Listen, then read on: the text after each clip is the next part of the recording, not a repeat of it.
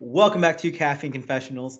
My name is Allan, and we're here to talk about the Challenge USA Episode 5. I'm joined by my lovely co-host. We have the Canadian Miss Nikki, Hello, hello, hello.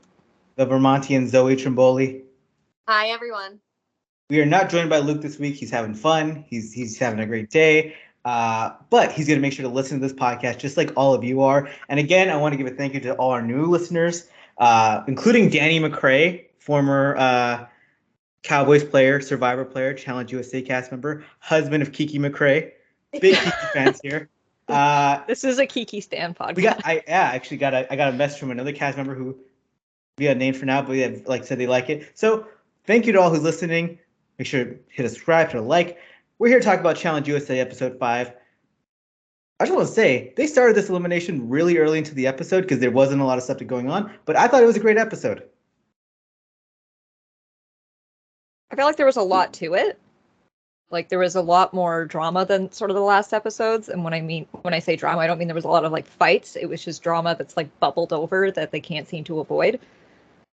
Yeah, it felt like the beginning of something. Like there was like all the like real game waiting to be played bubbling underneath the surface. And it was finally like, oh, we're like getting down to the nitty gritty. So we're ready to play this game for real. Yeah, the game started, and I was just shocked because the elimination was the voting happened, and I looked at my time, and it was 7:38, 10:38 if you're on, or 9:38 or whatever. We were 38 minutes into the episode, and that's when we already had the elimination. Had a whole nother 20 more minutes. I was shocked, but let's jump right into the episode, and our perfect algorithm gives us our new partnerships. Danny and Angela.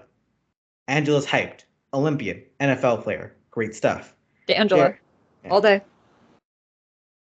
Derek and Cayla. David and Alyssa. Tyson and Cashay. Enzo and Kira. Kyland and Shannon. Dom and Desi. Cinco and Azza. Ben and Justine. And Leo and Sarah. And Sarah is absolutely disgusted. Shocker. Well, that's how I feel whenever she's on my screen, so it's fitting. I don't think Sarah has said one nice thing about anyone on the show so far. In 5 episodes, I haven't heard her say one nice thing about someone where it's not followed by some sort of backhanded compliment. And it's really interesting because for someone who hasn't done jack shit on this show, please put up or shut up. You have not done anything. So I get that you are capable of certain things, but in the context of this show, you have not proven yourself at all. So nope. But we will get there. Let's stay on the Sarah track. Unfortunately, we have a scene with her and Tyson at the beginning of the episode where Tyson, he's not the biggest fan of Sarah. She voted him out of Survivor twice. And Tyson is asking, so what's Ben's stance in the game? And Tyson cares about Ben's stance in the game because Ben has Justine as a partner. Tyson knows Justine's amazing, strong player. And he's like, well, if he has Justine, that means he could win the daily challenge. I don't want Ben to throw me in because Ben knows I just don't like him because they don't like each other. I was sort of uncomfortable watching this conversation because I don't exactly remember what Sarah's political game was like on Survivor or her her social game. I only really remember her physical dominations of it. So I was like, how is Sarah going to try to play this off? Is she going to trust Tyson? Does she even know where Ben's head is at in the game? She knows where Ben's head is at because they're as tight as any two people in that house I think can be. But I do think she legitimately was planning on riding out Survivor strong this entire season as long as she could. I don't think that she was coming for Tyson. But boy, do I love that Tyson was considering coming for her. There was back during Winners at War, someone had tweeted, "Wow, look at how much Sarah's social game has improved," and Tyson quote tweeted it with What social game? Oh, so I didn't forget what it was. It just doesn't exist. Cool. Good to know. But yeah, Ben, like his biggest fault in life is just being too close to Sarah. He gave up his game on Survivor for her, and honestly, he just seems like a very loyal guy. Just gotta pick better friends, my guy. You just gotta pick better friends. Loyal to a fault. It happens. He should have rode with those Love Island girls. Also loyal, but everyone likes them.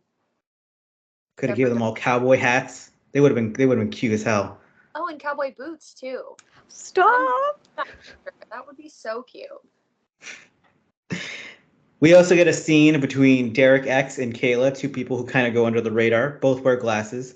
It's what they're known for, glasses wearers. But they have a cute conversation where they're like, I think we're okay in this game. Let's just try and not get last, which is, just how I try to survive every day.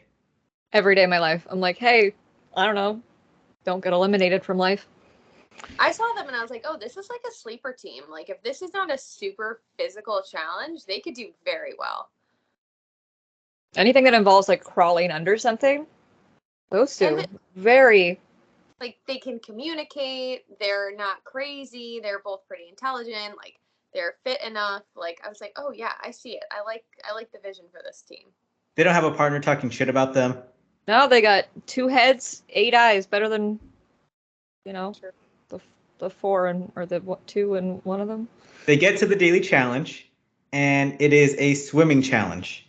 They have to swim out, memorize a code, then go to some canisters, find the canister that has their code on, which has their puzzle pieces on.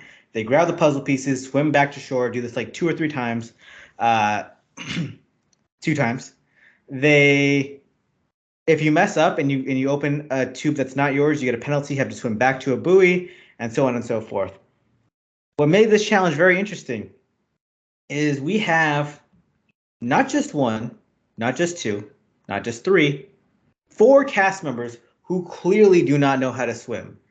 Cashay, Azza, Leo, and Enzo. And I appreciate Azza the most because she looked terrified and was very just open, like, I don't know how to swim. Whereas some of these other people, they're like, you find out once they're in the water. Yeah, did we find out? I am glad they all had those life jackets on because, man, we would never have seen either of the 2 kitty cat boys again. Yeah, they would have, all 9 lives would have been lost in that muddy water. There is something hilariously on brand about the 2 cats not being able to swim. Yeah, it's so appropriate. I don't understand why it's not a requirement to know how to swim to go on the show. I literally wrote in my notes, Leo is drowning. That is what I wrote down as I was watching it. Like, Leo is drowning. Because I looked up and I was like, oh, yeah, he wasn't even, like, moving forward. He was literally just, like, flailing in the water. I'm like, you have a life jacket on. You've seen people swim before. You know what it's supposed to look like. Could you try and make it look similar? So what's confusing about that is Leo is from The Amazing Race. And I know that at least for The Amazing Race Canada, when you apply for the show, one of the, like, some of the requirements are that you've had, like, outdoor experience. So, like, make sure you've, like, been camping before, or at least, like, hike or in some sort of shape where, like, you're not going to, like, sound like every time you, like, go up one step. And so it's confusing to me, like, does the American one have a different, like, yes, everybody's going to have to, like, play back that breath. That was just for you, Allan. It was confusing. Like, did Leo not have these requirements? I've watched a lot of Amazing Race. I've never seen someone have to swim on The Amazing Race. I've never seen anything like. No, I've watched a lot of seasons too. Maybe that's a thing they've done a race, but yeah, I don't remember that. It's just not thinking an American version. He went into the challenge thinking he was a catfish, so, like, maybe he just forgot. Leo calling himself a catfish made me aggressively laugh too much for such a dumb joke. I was like, call Neve. Call Neve. Ooh, he doesn't do well. Azza and Siko don't do well. Azza and Cinco were one of the 3 different pairs, though, that I caught holding hands at some point during the challenge, which I thought was the most adorable thing I've ever seen. The other one was Tyson and Cashay. also adorable, and Ben and Justine. And I was like, can we get some more of this on the main show? Like, I was like, this is like good partnership that I think that other people don't really know how to do. But I was like, especially coming from Tyson was like, we are going to do well, even though you cannot do anything in this challenge. You know, if you like listen to this podcast, you know how much I love like partner encouragement. Like very much reminded me of like Ashley and Huey on Spies, Lies, Allies, and the Allens and the 500 other words in the title of that show. When they're supposed to like jump off that cave when they were doing that swimming challenge, you know, the one where like Huey puked and then she kissed him and she was like all encouraging, they held hands. Like I was paying like close attention to that as well. I was like, who's actually making a good partnership? Like who's putting the effort in? I know they're only partners for like one challenge, and I don't know how many days that really is that translates into like when they're filming, but you have to make those count. Yeah, and it's part of the game where like if you impress your partner, that word will spread fast and people will see it and they'll want you to stay in the game. Two partners who killed it, they were dominating both the swimming and the mental portion of memorizing the codes. Derek and Cayla, holy crap! They're good in the water. They got some good brains on them. I was impressed. Good for them, man, because they've been middle of the pack the entire season, maybe below average. Good for them. Yeah, I love the mutual respect they showed each other, and it was a good showing for them moving forward this season because other people, like you said, are going to want them as a partner and not be wanting to throw them in immediately. Not be like trying to get rid of them. Ben and Justine come in second. An interesting report. Apparently, Justine doesn't really know how to swim either, which, I mean, I don't know if I believe that, but I kind of do. I don't know, because she's just such a great athlete. I can imagine her doing well. Ben was holding her hand. I don't know, but good for her if she finished in second, not knowing how to swim. I don't know how that happens, but it does. Tyson, good Lord. He was just holding Cashay with one arm as he swam with the other arm. His arms are just so long as well. He was making his way through the water. He was killing it. And then... and they were the only team that had to go back to the buoy with the code on it. I'm pretty sure, right? They were the only team that messed that up? Yeah, because Cashay errantly opened up the tube without thinking. Not even just... I think she just saw it, just opened it up and just... Yeah, it was just a response that her body had. And Tyson was pissed off, but he kept pushing through. Only he could have really done that. I mean, it was ridiculously impressive. The dad in Tyson jumped out where it's like him carrying like one kid and like the groceries and like their toys, and that was like him holding Cashay, like the puzzle pieces. They came in fourth in that swim in spite of that mix-up, and he's the reason they passed Angela and Danny, because Angela was up there waiting. He's just a machine. This is a Tyson Stan podcast. He's thriving. He is, yeah. And some people are just like on Twitter like, oh, like Tyson's too cocky. No, he is definitely perfectly confident. There's also the point of like, why don't they just throw him into elimination? He keeps winning. I'm like, why would a female in this game not want Tyson as their partner at one point in the game? That's how they're gonna qualify to run the final. They're like, oh, today's my day with Tyson. Here I go. Like, if anything, you want to eliminate the people who haven't been partners with Tyson yet. You're like, she's gonna get Tyson in a week. I can't have her in this game. I need to like raise my chances of getting Tyson. That's how well he's doing. Other notes I had, David and Alyssa, not to be seen the entire episode, but they came in third in the swim, which for them, didn't expect that. Good for them. Sneaky, and good. I was very impressed. Good job, Doodle. Kira, teaching Enzo how to doggy paddle mid-elimination. Once again, she gets a partner who's not great at a challenge, but she just pushes him through, and she's fearless. I love her. I adore her. Also, I want to give Shannon a shout out for her impeccable diving form, because at one point, who was she paired with? Cayla. When they dove back in after their first run, it was like, I think someone screenshotted it on Twitter. I'll have to find it, but it was just like perfect diving form. Just Fantastic. You at home holding up a 10 sign? Good job. And if you want to talk about annoying dives, we have Sarah doing a flip into the water as her team is in second to last place, complaining about Leo. Like, who do you think you are, Justin Gaethje? Like, just stop. I can't. And she did it to like rub it in her own partner's face. Like, you were in last place basically while that was happening, and you thought it was the time to gloat and show off. Like, And this is as she's getting mad at Leo for wanting to just climb down the cargo net to get into the water. Some people aren't comfortable diving. And if he's not a confident swimmer, which I'm sure everyone that has eyes that can see notice that he is not a confident swimmer, why would you want to force him to jump into the water then? Hadn't Enzo just done the exact same thing right before him? Sure did. And Kira was just like, okay. Yeah. Support normal human. Like. Oof. I will say I did have a Sarah Lacina moment in my life. I was in a baseball game where my team was losing 27-0, and I hit a home run and I went fucking crazy. Allan. I was so hyped. 27-1, baby. 27-1.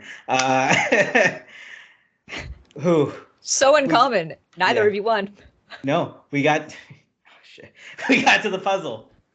Derek and Cayla, they talk about like, yo, we're both really good at puzzles, but we have two completely different strategies in this puzzle, and that's messing us up right now, which was a point I love.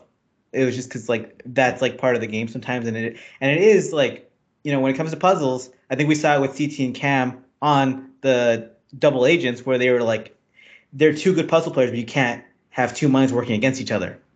You have to be communicating. You have to be on the same page. I was getting so mad, and I don't know if it's because I'm watching so much Australian Survivor, but like at puzzles, always do the puzzle on the ground first. I always sort your puzzle pieces. I always think that too. For that one, I was like, it because there's so many different ways you could do it. I don't know if it mattered as much. I just felt like they could have built the bottom half of it first, like that would go into the like bottom half of the glass. That was such a weird tangram. Yeah, because I don't think there were halves to it. Yeah, like it was big. They usually don't get that large and that many pieces. It was different because like you could definitely build a bottom or think you have a bottom built, but it could be just completely wrong because it just fits perfectly. It was kind of trial and error, and then also sometimes just like a bit. This wasn't a normal tangram, I thought. I am wondering, like, has the challenge ever or Survivor or anything ever reused the exact same puzzle?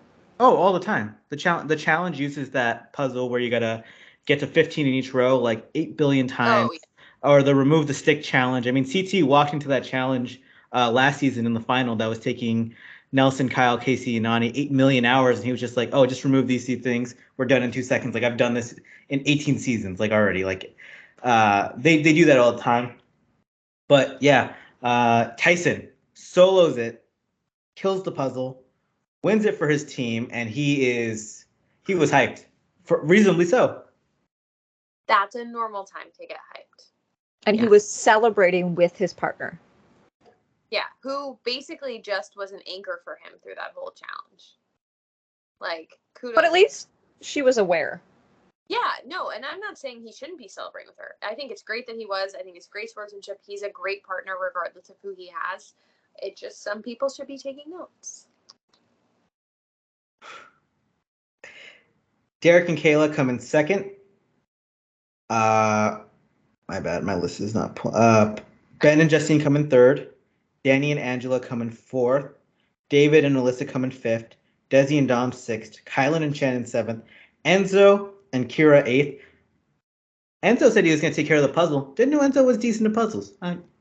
Good for him. Ninth was Sarah and Leo, and then Azza and Cinco come in last. They're going directly in. They never gave up, though.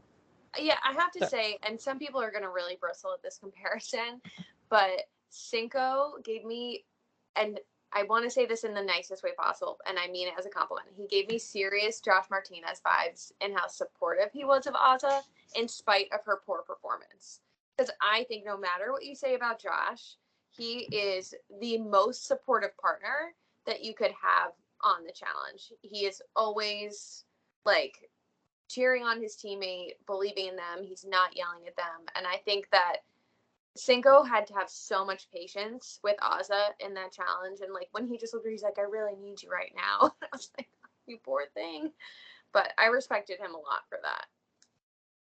Yeah, and he never like yelled at her or like looked frustrated. Yeah, he just dealt with he Which is dealt what a lot of with people do in that situation. the hands he was dealt. You know, like he just. I stumbled through that sentence, but here we are. Azza needs to get cast in horror movies because she displays peril in such an amazing way. She's like when she's tired or worried, you just see it all in her body language and motions. And I just want to give her a hug. Also, her confessional looks are always fantastic. They're few and far between, but they're fantastic. I just want to know how she kept all those outfits like pressed and beautiful in that suitcase because she's got looks for days. Whew. They come out of the daily. Tyson and Cashay have their moment where they talk to Cinco and Azza about who they want in elimination. And what do Cinco and Azza say? About as much as Luke is this episode. Yeah, it was a staring contest. Nada. It was so uncomfortable. Like, I actually thought I was very impressed with Azza being like, I'm not going to be the one to budge. You're going to have to move first. And I think they're already in. There's nothing they can do to make things worse for themselves at this point. So I was glad that they held out and were like, no, you guys have to pick. That was a really good strategy though, because so often, you know, a pairing is going into elimination. They're like, give me this person. And whoever they say that to can absolutely twist it to be like, oh, you know, they wanted you guys in there because they think that you're like an easy target. You're like easy to beat. Or like they said that they don't want to go against these two people because they're too strong. And it can easily give away who you're working with. I don't know. I mean, it's pretty clear in this game who's working with who. They were just like, hey, what show were you on? Well, there is something I forgot to mention at the beginning of the episode. Cashay Cinco, that breakup storyline also plays a part in this vote where, you know, they have this meeting together talking about who he wants in elimination. And I'll be honest, I could not care less at this point. I'm over this. I don't get it. Maybe I should have watched Love Island, but I don't get it. No, go ahead, Zoe. I didn't watch Love Island, but I put myself in her shoes. And I was like, okay, let me imagine I just broke up with someone who I really genuinely loved. Like, I loved this person. There was lots of feelings there. Maybe you had lots of dreams about what your future was with this person. You just break up with them, and then you get stuck in this environment with them. I know, as someone that's, like, pretty rational and, like, got a pretty good head on my shoulders, I would be a fucking wreck. I would, you're surrounded by all these beautiful women and he's the most gorgeous man and he's flirting with all of them in front of you. I would be a fucking mess. I get you're on the show for money, but like, that is a mind fuck, man. I felt for her. Here's my advice from somebody that has been in a situation very similar to that, but instead of it being the challenge, it is music festivals where you're there for like a week and you are camped with that person, so you're basically living with that person. Go have your feels time by yourself. Nope, don't let them see you react to anything. My whole thing is I don't understand why Cashay admitted on national television that she is still in love with Cinco, but he is not in love with her. But like, did it matter if she admitted it or not? Because it was abundantly clear whether she said it or not. But then why'd you say it? No need. She came from Love Island. She's got it hurt. Well, a big old heart. I just, you know, when Zoe, you talk about it that way, I was thinking about myself. If I had to compare myself to Desi in anything in life, I would just be crushed. I'd be on the ledge because Desi's so perfect. Come on. And she's already being like cast in this like lowly Love Island girl, and then you have Justine and Kira who are legitimately good. Justine is very good. And so like you're now on like the bottom of the totem pole of all the Love Island girls who everyone's shitting on all the time. Like, Man. Yeah, I'm the guy that wrote a blog like Justine and Kira are stars, and it's just like you get put at the bottom of the totem pole just like that, and it sucks. But she got $5,000, qualified to run the final, has an elimination win under her belt. Good for you. Derek and Cayla realize like, oh my god, a Survivor and a Love Island player won. We're Big Brother and Amazing Race. That makes us really easy to get thrown in. Also, people just don't even think of us as like a power team, even though we just did well. Whew. We gotta scramble. We gotta make something work. Cayla sees an opportunity. Love that She girl. go, she goes she goes to Tyson and she's like, there's someone real close with you who I think they're getting really envious of the way you're outperforming them. I think like she put it in very like honest terms as well, in a way that's like was rational, and like Cayla has such a calm demeanor to her that when she tells you something's up, you kind of have to take a moment to be like, oh shit, really? Yeah, I think it also helped that they've been partners before, and like again, they had a little bit of a foundation of a relationship. But she was like, "Yeah, they just keep getting upset when you win, and none of us can figure out why they're upset because that means they're safe." Like you said, she just planted that seed perfectly. It was so well done. And it really makes me think that Cayla could win Big Brother if she played. She's like the bartender who comes in and she gets you to spend way too much, but she does it in a way where she's actually serving you well. She's listening to your story. She's being attentive. And then you just leave her like a giant tip. And it's just like, she knows how to work the room. She knows when to speak. She's a delight. I was so impressed by her this episode. She's like, actually, that guy over there in the cowboy hat has been like giving you looks, being like, oh, that guy doesn't tip that often. Does his name start with a B? We get to the Elimination Arena and you're like, already? It's like, yeah, that's how the episode went too. We get to the Elimination Arena and Tyson, Cashay, they vote in Sarah and Leo into elimination because Cashay doesn't want Leo as a partner, and also Justine is attached to Ben, and so Cashay is like, I'm not throwing in my girl, so they go for Sarah and Leo. But let's talk about why Cashay doesn't want to be partnered with Leo. Who did she overhear talking shit about Leo, saying he's a bad partner? Sarah. Sarah All over the house. digging her own. Well, they only really showed Sarah. They made it seem like she was saying it to everyone that would listen, how much Leo sucked, and the whole house, all the girls, at least that's the way Tyson was saying it to Danny. He was like, all the girls now don't want to be paired with him. So we're really doing all the girls a favor by doing this. Yeah, and Sarah said it to Ben, and what annoyed me is that Sarah was like, oh, he was like so bad in the challenge, I like didn't even get a chance to compete. You made the choice not to compete, not to give it your all. I'm just... She could have just pushed along on his life jacket like Tyson did. Yeah. Do it. And not to be like that guy, but like Tyson said, he's going after the weak players. Sarah, you got 5 challenges in. Where's your top 3 finish? Where's your top 3 daily challenge? You came in second to last? That's not that strong. No, it's always her partner's fault, too. You almost lost the trivia challenge. She's been on the bottom back-to-back weeks, so what can she do? Maybe perform. They're stunned, but the offense Leo took to the move had me dying laughing. He's all like, Tyson, I called you my big brother. I'm going to show you what I can do. Yeah, he goes, I looked up to you, Tyson. Of course you do. Tyson's like 8 feet tall, and you're like my height, 5'2". Yeah, you quite literally have to look up to him. You're looking up to him from the elimination pit to where he's in the winner's area. The most unbelievable fact is that Tyson is 6'2". I would say he's like 6'10". Like he looks so tall.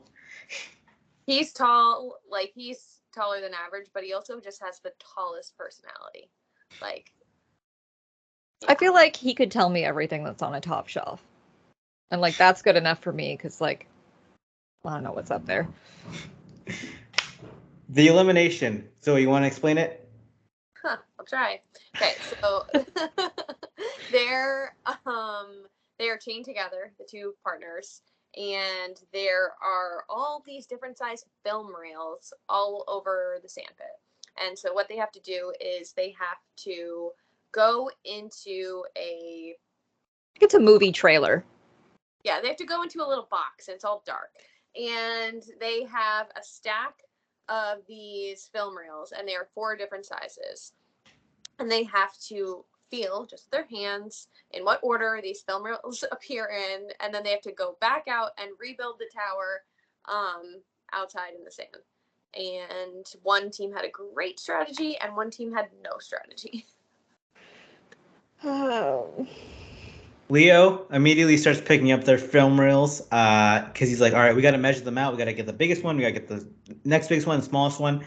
And he calls it Leo's quadratic system. He's all like, not to call myself a genius, but I'm a genius. This guy's so corny, but I love it. There's just a level, like, not a great competitor, but he came up with a great strategy for this elimination and was thinking on his feet. He stacks them so that way they measure all it out. 4 of them. Yeah, they measure them out so they know which one is which size. They go into the box, and it makes it really easy. And as Zoe said, Ozzy and Cinco literally walked into the dark. They walked in blind and had no strategy whatsoever. And no one ever took charge really at any point.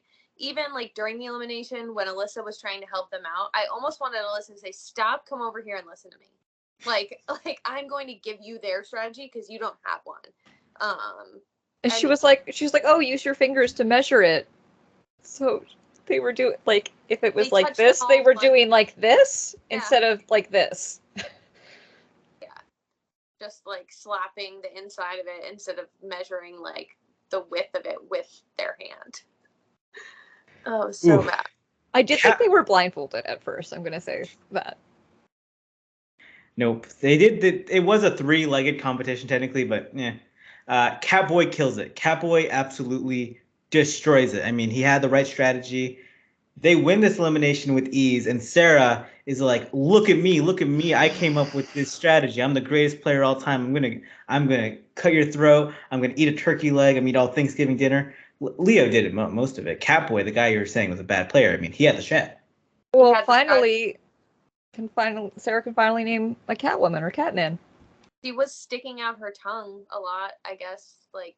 So was Ben though. They were going back and forth like like a drunk Nikki.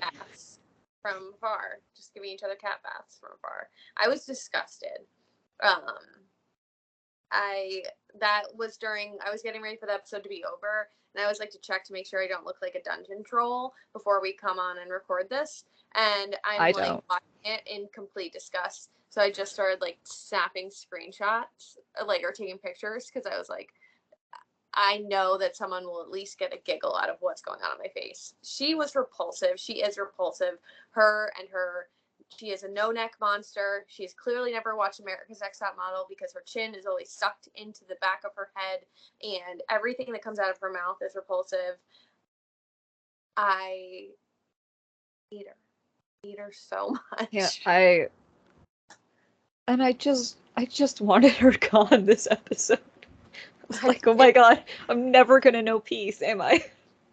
I just can't think of a greater gift that I could have received than Sarah Lacina being gone this episode. And Allan, like you were talking about earlier, when you freaked out when you hit a home run in a 27-1 game or something, my dad was one of my softball coaches, and he always said, like, if you, like, he's like, you're gonna hit a home run, and when you do, act like you've done it before. Act like you've done it before, and you're gonna do it 100 more times. And I was just like, when Sarah started freaking out, I was like, act like you've been there before. Because again, you're not scaring Tyson. If you can't win a challenge, you can't do anything to him. And neither of you, especially Leo, are going to be able to win a challenge. I think that the only acceptable time for a celebration like that is if you win beer pong. Because it's not that serious, and you should be having fun with it. Yeah, it was just absurd. I mean, Sarah, she was talking shit before the elimination, like, oh, Tyson, he's played Survivor 4 times, he's only won once. Like, first off, you're 1 for 3 personally yourself. And only 2 people in Survivor history have won 2 seasons. One of the persons who won 2 seasons was on an all-winner season. So literally, it's one of the most impossible things to do. He won Survivor. He's kicking ass in these challenges. What, like, you're just mad Jealous. because you suck. Yeah, she's just jealous. And Tyson's being put on a pedestal by all the other competitors who are there, rightfully so, because he's like the magic, like he's the answer. If you're a girl and you want to win, he is the answer to winning. He's the CT. Yeah, she's just so jealous. And it's just like crazy because Tyson had a partner who literally could not swim and he won. So it's just like, it's one of those things where it's like, you can't complain about your partner when this guy is dragging people to victory. Well, what's really frustrating is that the jealousy is very apparent to me because Tyson, he has like great rapport with even partners that he's had for past challenges. Like he's still good with Angela. He'll still be good with Cashay later. Like every partner he's had, he's developed some sort of like game relationship with. And Sarah just like talks shit about them in the confessional and then like, I'm guessing just ignores them in the house after. Every partner Tyson's had still in the game. I mean, says a lot. Which means also we're down to 9 women. He's had 5 of them. He's going to get Sarah pretty soon. And that's going to probably be some, I mean, we might get some of Tyson's funniest confessionals that week. My heart hurts for him already. Yeah. I don't, honestly, I hope he throws that challenge. I want him to not win her any money. No, I would love that so much. Yeah, I would throw it for second place or something. Yeah, like not get last. Don't win. Who has Tyson not had? He hasn't had Shannon, Kira, Desi? Sarah, and Isn't that Desi? That's going to be a powerhouse. Desi, he hasn't had Desi or Kira. That's 2 of the strongest girls in the house. Hell yeah. This is what dreams are made of. Yeah. Okay, we have something to at least look forward to, I think. Ooh. Anything else for this week? I don't think so. Yeah. This was the perfect episode to end with that algorithm, though, because they started the elimination so early. They could have just ended with the algorithm instead of wasting the beginning of the episode. I mean, Tyson, yeah, he tweeted this morning. He's all like, what, could we just not start an episode with an algorithm thing? People will figure it out when they watch the challenge. Or in the previews leading up to the episode, because you can always at least make out like 4 or 5 of the pairs based on whatever clips they decide to share online. So just do it at the end of the episode. Please give us a challenge or an elimination where they actually have to interact with other teams. Please. I would like if the person that does the music for the Challenge All-Stars could hop on and put, I don't know, literally anything in the background. Because the music on the show is not there. There was like one little ditty, little jingle that played at one point, but it sounded like, you know, when you're at a hotel and you like turn on the TV and it has that like background noise. And it wasn't the Shantham? It was not. That's the only song they own. They spent all their money on the Shantham. That's our podcast this week. Make sure to follow Nikki on Twitter at the Nikki Sin. Follow Zoe on Twitter at Zoe Trimbo. Follow me on Twitter at the Allan Nagiri. Subscribe to us on YouTube if you haven't already. CaffeineConfessionals.com, Spotify, iTunes, Apple, whatever it's called. Yeah, have a great day. At CF Confessionals on Twitter. Have a great day. Bye. Bye.